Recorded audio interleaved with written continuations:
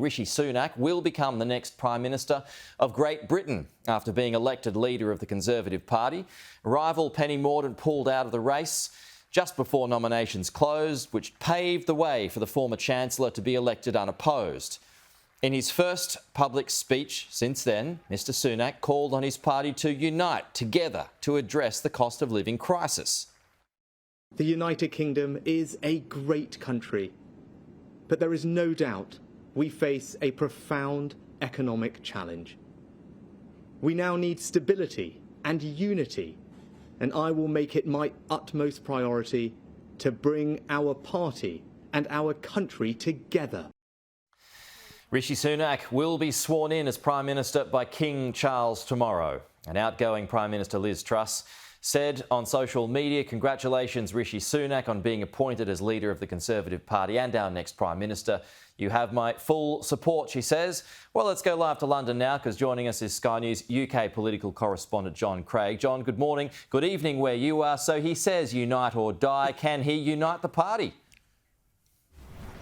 It's a tough job because the party's been bitterly split for months, if not years, particularly over issues like Britain's exit from the European Union, tax and spend. Of course, the Liz Truss government, which lasted all of 44 days, wanted to slash taxes very quickly. Trouble was that they were unfunded, uncosted, and, of course, the markets went into meltdown. So there will be divisions still, yes, but the Conservative Party, those MPs who have been bickering and feuding in the last few weeks, do seem to have responded well to the election, if you like, or the appointment of Rishi Sunak. What has happened is that there were three contenders for the top job. Mr Sunak, who is a British Asian, his family originally was from India. He's married to the daughter of an Indian billionaire. Mr Sunak, who had been Chancellor of the Exchequer, the former Prime Minister Boris Johnson, and another challenger, a minister called Penny Mordaunt. Now, on Sunday evening over here, Boris Johnson sensationally pulled out. He has been claiming he had enough nominations. They needed 100 to make it onto the ballot paper, but he pulled out, he claimed, for party unity. Penny Mordaunt didn't quite make the 100, and so Mr Sunak was crowned leader without anybody having to vote.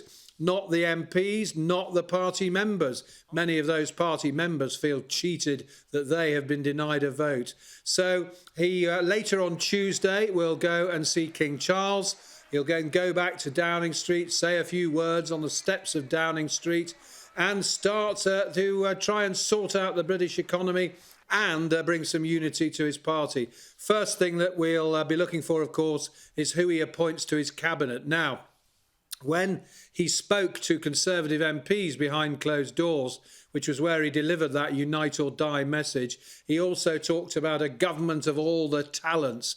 One of the criticisms of Liz Truss, and indeed Boris Johnson before her, was that they both just packed their cabinet with political cronies. And so they made a lot of certainly Liz Truss made a lot of mistakes, which she might have avoided if she'd had a more balanced cabinet. So tough task for Mr Sunak. His honeymoon period starts now. Question is, how long will it last? Days, weeks or months? Yeah, who knows? John Craig, appreciate that. Thank you so much. We'll talk to you again soon.